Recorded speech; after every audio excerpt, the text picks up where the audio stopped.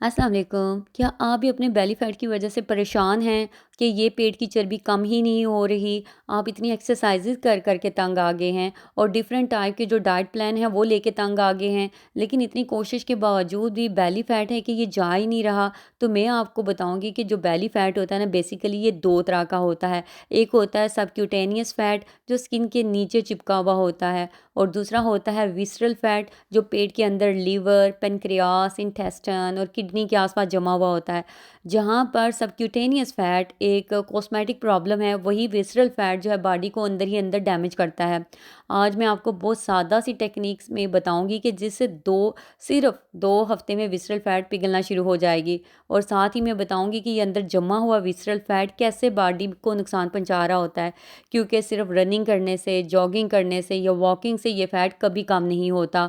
और आखिर में कुछ ऐसे मिथ भी शेयर करूंगी जिनकी वजह से पेट की चर्बी कम होने के बजाय मज़ीद बढ़ने लगती है। अगर आप इंटरेस्टेड हैं जानने के लिए तो वीडियो को शुरू से आखिर तक ज़रूर देखें और समझने की कोशिश करें कि आखिर लाख कोशिशों के बावजूद भी आपके पेट की चर्बी जो होती है वो कम क्यों नहीं हो रही होती, उसकी मेन रीज़न क्या होती है। इसी चीज़ को समझाने के लिए सबसे पहले मैं आपको बताऊंगी कि ये विसरल फैट है क्या। ये एक ऐसा हार्मोन्स है जो इन्फ्लामेटरी केमिकल्स को जो है रिलीज़ करता है, जिससे बॉडी में क्रोनिक इन्फ्लामेशन बढ़ता है, इंसुलिन मेटाबॉलिज्म डिस्टर्ब होता है, आर्टरीज में प्लाक जो है जमना शुरू हो जाता है, बीपी बढ़ने लगता है, ब्लड क्लॉटिंग का रिस्क बढ़ जाता है। और यही वजह है कि विसरल फैट जो है ना, ये directly heart attack, stroke, type 2 diabetes, fatty liver, kidney problems या फिर इरेक्टाइल डिसफंक्शन जैसी प्रॉब्लम से भी डायरेक्टली लिंक्ड होता है। और आप जानते हैं कि सबसे हैरान करने वाली बात क्या है कि ये विसरल फैट जो होता है ना, पतले लोगों में भी हो सकता है। इसको TOFI कहते हैं, मतलब thin outside and fat inside. इसके अलावा ये विसरल फैट एक ऐसा हार्मोन, मतलब रेजिस्टेंट नाम का जो है वो रिलीज़ करता है।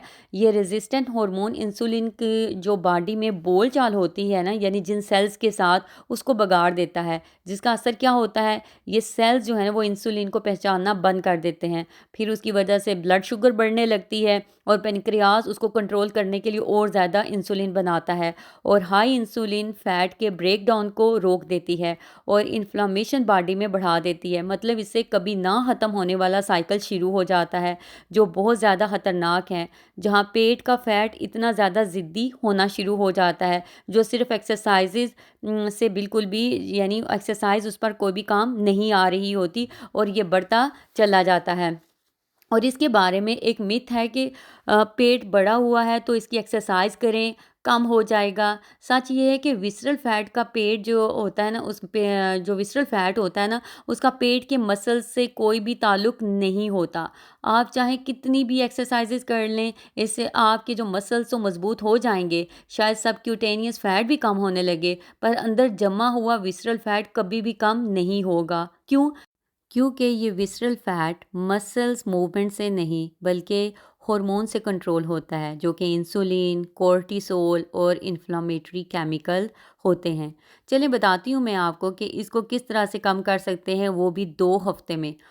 सबसे पहला स्टेप जो आपने करना है वो है डाइट चेंजेस, क्योंकि जो विसरल फैट का ताल्लुक होता है ना, वो कैलोरीज से कम और इंसुलिन स्पाइक से ज़्यादा होता है। तो सच ये है कि हमारी जो डाइट होती है वो इंसुलिन को ज़्यादा डिस्टर्ब करती है, क्योंकि हमारी डाइट जो होती है वो कार्बोहाइड्रेट्स बेस पर होती है।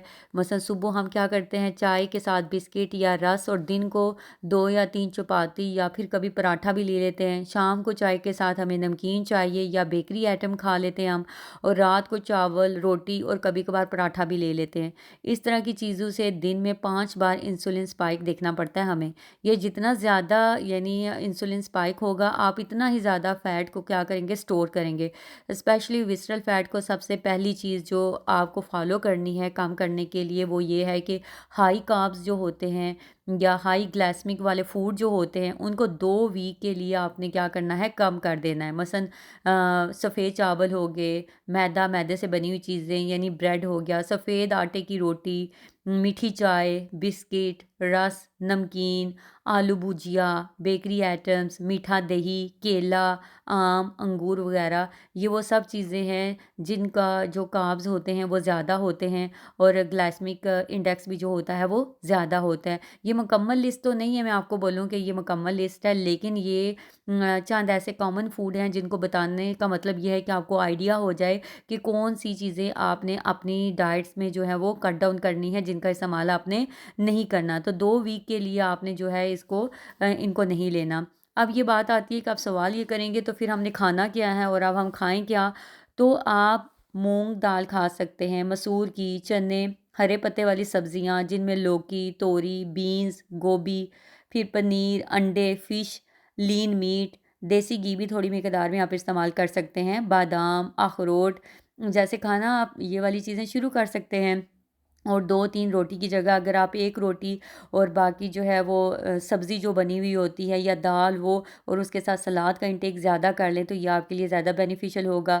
सफ़ेद चावल की जगह अगर आप मिलेट्स या फिर ब्राउन चावल और अगर मीठी चाय के बजाय फीकी चाय और मीठा बिल्कुल आप ख़त्म कर देंगे, तो आप देखेंगे और आप अपने नाश्ता जो है एक और इम्पॉर्टेंट टिप्स जो है वो मैं ये बताऊँगी कि आप अपने नाश्ते को जो है ना उसको थोड़ा-सा सैचुरेटेड बनाने की कोशिश करें, यानी अपने टाइम टेबल को थोड़ा-सा बदलने की कोशिश करें।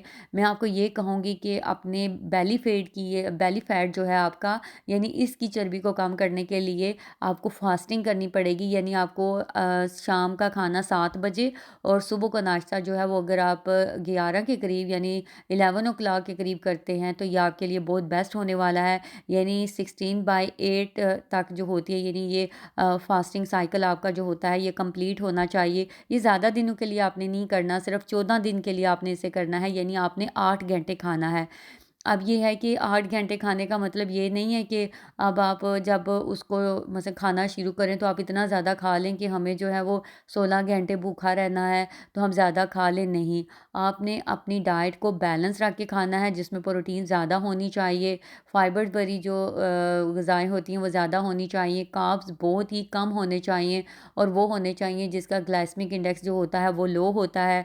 और इस फास्टिंग के दौरान आप पानी का इस्तेमाल कर सकते हैं, फीकी चाय ले सकते हैं या कॉफ़ी ले सकते हैं, बाकी कोई चीज़ आपने नहीं लेनी। इससे क्या होगा, यानी ये मैं क्यों कह रही हूँ आपको ये करें, क्योंकि इससे इंसुलिन जो होगी वो लो होगी और जो बॉडी जो है आपकी वो फैट बर्निंग जो है उसकी वो उसमें शिफ्ट हो जाती है, यानी बॉडी फैट को बर्न करना शुरू हो जाती है, इन्फ्लेमेशन कम होने लगता है और डाइजेशन भी आपकी इम्प्रूव होने लगती है। तो इसलिए ये आपकी बेली फैट को यानी आपके पेट की चर्बी को कम करने के लिए एक सबसे बेस्ट जो है वो वे होता है, आपने ये ज़रूर अप्लाई करना है। अब आपने क्या करना है इसके अलावा, ये तो वो चीज़ें थी जो आपने सारी चीज़ें समझ ली कि कैसे आपने बेली फैट को कम करना है, लेकिन इसके अलावा भी कुछ चीज़ें हैं जो आपको अप्लाई करनी ज़रूरी है। यानी जो तीसरा स्टेप है जो बहुत इंपॉर्टेंट है आपके लिए वो है कि एक्सरसाइज़। लेकिन कौन सी एक्सरसाइज़ आपने करनी है, आपको जिम जाने की बिल्कुल ज़रूरत नहीं है, क्योंकि जिम जाने से कोई विसरल फैट कम नहीं होता। विसरल फैट कम करने के लिए आपको मेटाबॉलिक ट्रेनिंग जो है ट्रेनिंग करनी पड़ती है, यानी HIIT।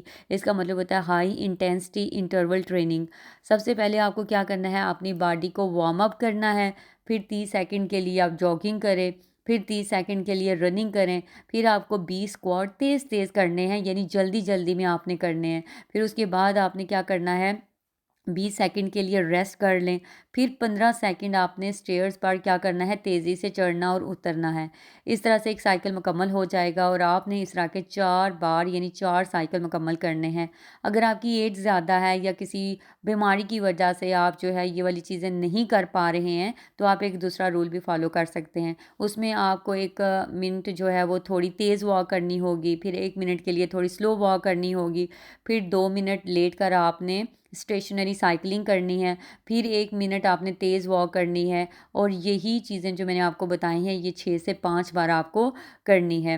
अब यहाँ पे ये आता है कि कुछ लोग जो होते हैं ना, मसलन उनका गैस, ब्लोटिंग, एसिडिटी जो होती है ना, इनमें बेली फैट ज़्यादा हो जाता है, यानी फूला-फूला सा लगना शुरू हो जाता है। ये भी एक मसला होता है, यानी गैस, ब्लोटिंग और एसिडिटी की वजह से भी पेट का बढ़ा हुआ नज़र आना। तो ये होता है कि जो गट इम्बैलेंस का साइन होता है ना, ये उसकी वजह से हो रहा होता है। तो इसको भी दूर करने के लिए आप क्या कर सकते हैं कि घर में जमाया हुआ जो ताज़ा दही होता है वो इस्तेमाल करें आप। नमकीन छाछ यानी लस्सी का इस्तेमाल करें, गाजर या बीट रूट यानी चुकंदर का जो जूस होता है वो पी लें आप। ये पेट में जो गुड बैक्टीरिया होते हैं उसको क्या करते हैं, इम्प्रूव करते हैं। इसके अलावा आपने क्या करना है कि जो स्ट्रेस होती है ना, उसको मैनेज करने वाली जो स्किल्स होती हैं वो आपने अपनी ज़िंदगी में जो है वो लेके आनी है। यानी आपका दिल करता है तो आप कोई अगर आपको स्ट्रेस दूर करने के लिए आप वॉक कर सकते हैं, लेकिन उसके दौरान मोबाइल फ़ोन आप यूज़ ना करें। आप गाना सुन सकते हैं, आप रिलीजियस वर्क कर सकते हैं, आप गेम खेल सकते हैं, आप दोस्तों के साथ टाइम स्पेंड कर सकते हैं, यानी जिससे आपको दिमागी तौर पर जो है वो सुकून मिले, रेस्ट मिले। तो ये आपके लिए काम बहुत ज़रूरी है। और क्योंकि यही जो स्ट्रेस होती है ना, ये सबसे बड़ी वजह होती है, यानी ये कॉमन कॉज़ समझा जाता है हमारी इन सारी प्रॉब्लम्स का। तो ये सारी चीज़ें आपने अपनी लाइफ में शामिल करनी है। ये सब कुछ करने के बाद आप खुद देखेंगे कि आपका वज़न, यानी आपकी ये जो पेट की ज़िद्दी चर्बी थी, वो कितनी आसानी के साथ जो है वो पिघलना शुरू हो गई है, ख़त्म होना शुरू हो गई है। लेकिन कंसिस्टेंसी तो आपको रखनी पड़ेगी। अगर आप 1 दिन करें और फिर 10 दिन जो है वो इसको छोड़ दें, ऐसे नहीं करना। कंसिस्टेंसी को बरकरार रखना है, रोज़ करना है, और आपने जो भी मैंने एक्सरसाइज़ आपको ये बताई है ये करनी है, जो डाइट आपको बताई है वो करनी है। तो आप देखें कि आप कैसे इम्प्रूवमेंट आती है आपकी ओवरऑल हेल्थ में। आप कितना अच्छा फ़ील करेंगे, कितना फ्रेश फ़ील करेंगे, कितना एनर्जेटिक फ़ील करेंगे। लेकिन एक इम्पॉर्टेंट बात जो मैं अपनी हर वीडियो में ये कहती हूँ कि अगर आपका वज़न जो है वो बिला वजह ही बढ़ना शुरू हो रहा है, यानी ज़्यादा तेज़ी से बढ़ रहा है, तो या कोई मेडिकल जो है वो कंडीशन है या मेडिसिन आप ले रहे हैं, तो फिर एक बार अपने डॉक्टर से भी कंसल्ट कर लिया करें। मेरे नज़दीक डॉक्टर से एडवाइस लेना भी बहुत ज़रूरी होता है, ताकि पता चल सके, क्योंकि देखें कि बहुत सी और भी बीमारियां होती हैं जो इनका सबब बन सकती हैं। इसलिए डॉक्टर से एडवाइस लेना भी बहुत ज़रूरी होता है। लेकिन अगर आप ये रूल अप्लाई करेंगे जो मैंने आपको बताए हैं, तो आपकी जो बेली फैट है ये आपका जो है वो ख़त्म होना शुरू हो जाएगा। लेकिन कंसिस्टेंसी को बरकरार रखें। और अगर आज की वीडियो आपको इन्फॉर्मेटिव लगी है और अगर पता चला है कि आपका ये जो ज़िद्दी पेट की जो चर्बी थी ये क्यों नहीं जा रही, इसकी असल वजह क्या है, तो मेरी इस वीडियो को लाइक, सब्सक्राइब और शेयर ज़रूर कीजिएगा। और कमेंट्स में बताइएगा कि क्या आपको ये इन्फॉर्मेशन पसंद आई है? क्या आपको भी लगता है कि पेट की जो ज़िद्दी चर्बी है उनकी वजूहात यही हैं, इसी वजह से वो नहीं कम हो रही? और ये तरीका करने से आपको क्या लगता है कि आपके पेट की चर्बी जो है वो कम होगी या नहीं? और अगर आपको ये तरीके अच्छे लगे हैं तो मुझे कमेंट्स में ज़रूर बताइएगा।